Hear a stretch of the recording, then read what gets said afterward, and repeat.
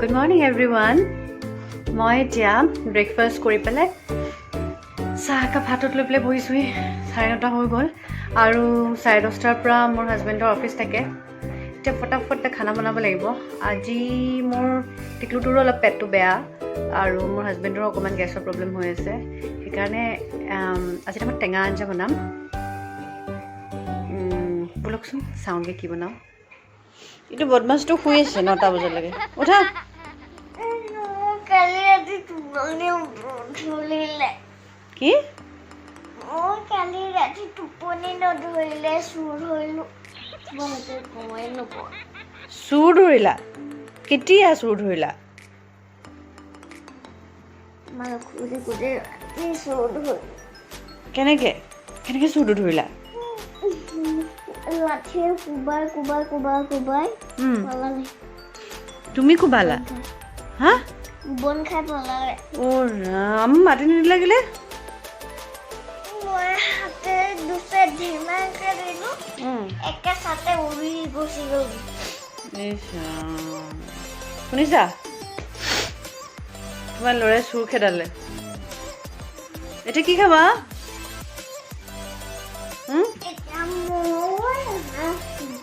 কি খাবা কি খাবা হাঁহ মাংস টোপনি পূৰা হোৱা নাই মই গম পালোঁ অকণমান শুই লোৱা দেই বাবা উঠিব নালাগে দেই এতিয়া দুৰ্গা মা আহি গ'ল ন এক মাহ আগতেই আহি গ'ল দুৰ্গা মা উঠা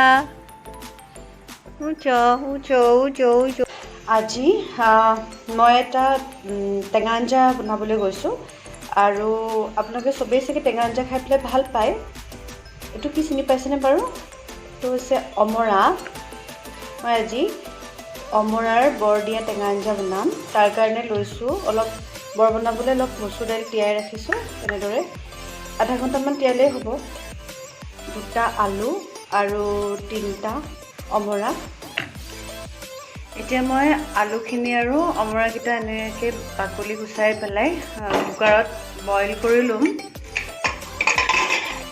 4-5টামান চিটি মাৰিব লাগিব তেতিয়াহে অমৰাটো যিহেতু টান হয় তেতিয়াহে তাৰ পৰা ৰসখিনি ওলাব আৰু এইখিনি মচুৰ দাইলখিনি মই তিয়াই থোৱা মচুৰ দাইলখিনি পেষ্ট কৰি ল'লোঁ অলপ নিমখ দিছোঁ দি পেলাই এতিয়া আমি বৰকেইটা বনাই ল'ম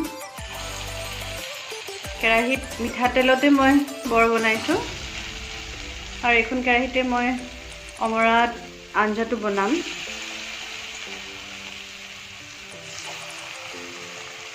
বৰকেইটা বৰ ডাঙৰ ডাঙৰ নকৰিব পিছত আঞ্জাত দিয়াৰ পিছত এনেও ফুলি যাব বৰকেইটা এনেদৰে কাটা চামুচেৰে অলপ খুচি খুচি দিব খুচি খুচি দিলে ভিতৰলৈকে সিজে বেছি সময় ভাজিব নালাগে 20 ছেকেণ্ডমানতে হৈ যাব আৰু এনেদৰে মই বৰকেইটা গৰম পানীত তিয়াই থ'ম কাৰণ আঞ্জাত বৰকেইটা তিয়াই নথ'লে আঞ্জাত দিয়াৰ পিছত বৰকেইটা টান হৈ যায় সেইকাৰণে মই এনেকৈ গোটেই বৰকেইটা গৰম পানীত তিয়াই থ'ম একদম কোমল হৈ যাব তেতিয়া আঞ্জাত একেবাৰে শেষত বৰকেইটা দিলেও হ'ব নহ'লে আপুনি যিমান উতলালেও বৰকেইটা কোমলি নাযায় কিন্তু আলুখিনি এনেকৈ অলপ পিটিকি ল'লোঁ তাৰপিছত অমৰাখিনি এনেকৈ অকণমান খুন্দনাত থেতালি লৈছোঁ আগতেও কেঁচা থাকোঁতে ক'ব পাৰে মই বইল কৰাৰ পিছত কৰিছোঁ আৰু এইফালে এয়া কেৰাহীত মই তেলখিনি অলপ বেছি হৈছিল কমাই ল'লোঁ একদম কমকৈ ল'ব মিঠি মিঠি ফোৰণ দিম তাৰপিছত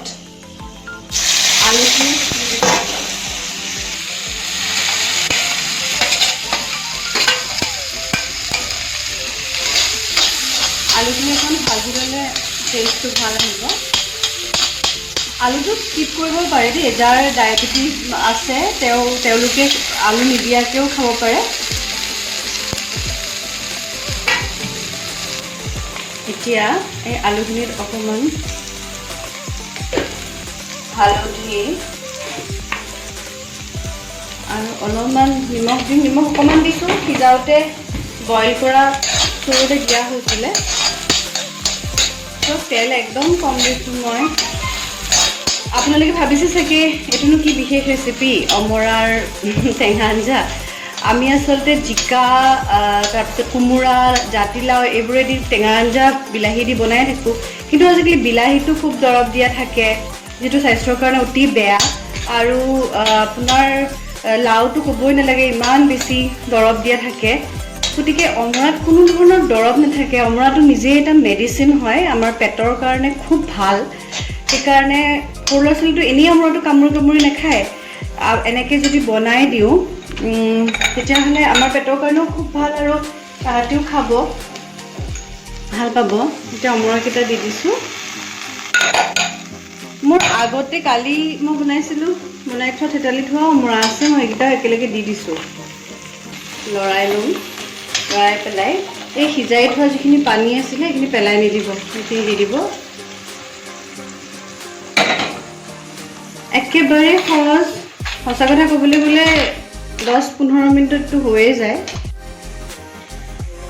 জোলখিনি অমৰাৰ লগত 5 মিনিটমান সময় উতলাব লাগিব, কাৰণ তাৰ পৰা তেতিয়াহে অমৰাই ৰসটো এৰিব আৰু তাৰ পৰা সেই টেঙাটো ওলাব। আপোনালোকে অকণমান টেষ্ট কৰি পেলাই চাব নিজে, যদি টেঙাটো বেছি পাইছে অকণমান চেনি অকণমান আকৌ দিব পাৰে, আৰু যদি আৰু বেছি হয়, বেছি নিচিনা লাগিছে তেতিয়াহ'লে অকণ পানীও দি দিব পাৰে। এতিয়া মই বনাই থোৱা বৰকেইটা ইয়াত দি দিম।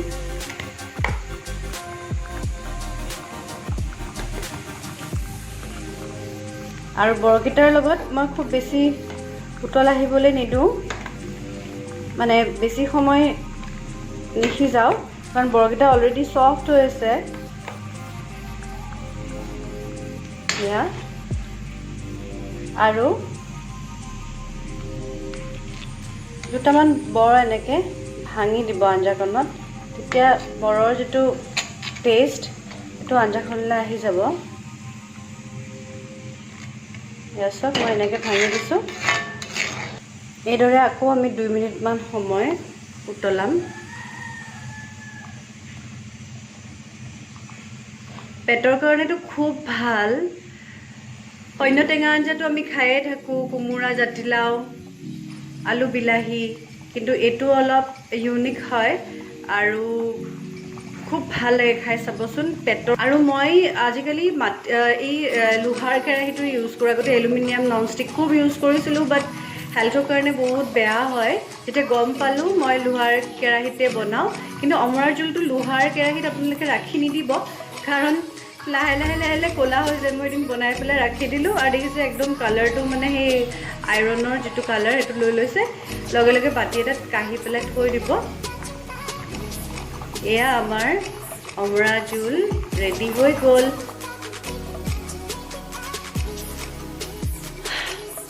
ভাত বনোৱা হৈ গ'ল আৰু মোৰ হাজবেণ্ডেও ভাত খাই পেলাই অফিচ গ'ল, 10:30 পৰা অফিচ থাকে।